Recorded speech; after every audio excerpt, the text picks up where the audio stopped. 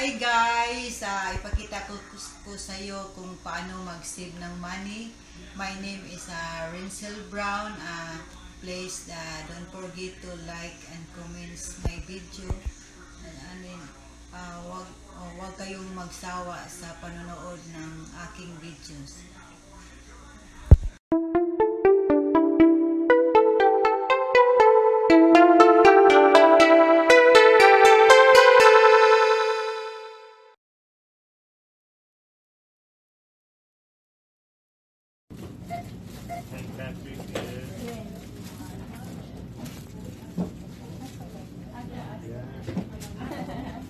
I know it's close, but I'm not sure. That's okay. Don't worry.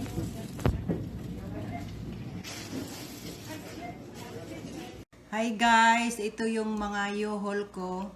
Nung nabili ko yung sa dollartree. Detergent, laundry, panghugas ng yung trapo, yung sa car.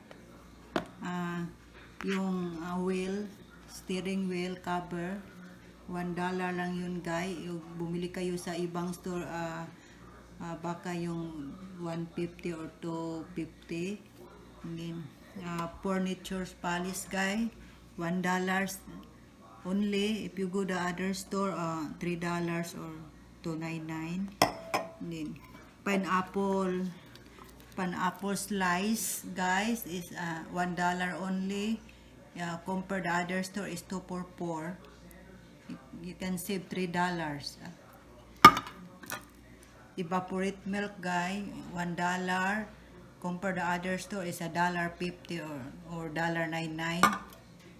And then next guy is lychee condensed milk, $1, 2 for 4. O punta kayo sa ibang store. Then yung mga polish nail guys is $1 only. If you're going to the Rite Aid, 2 for 5 or $3 each if you buy one. Scissor guy, $1. And sa ibang store, $2.50. Yung color mates, makeup shadow is $1. And you compare the other store or maybe $5 or $6.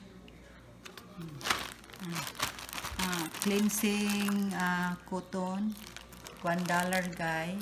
Compare other store is $1.25 or $1.75. Next guy is Whopper, $1. Compare the other store is maybe it's $2.25. And then this same guy.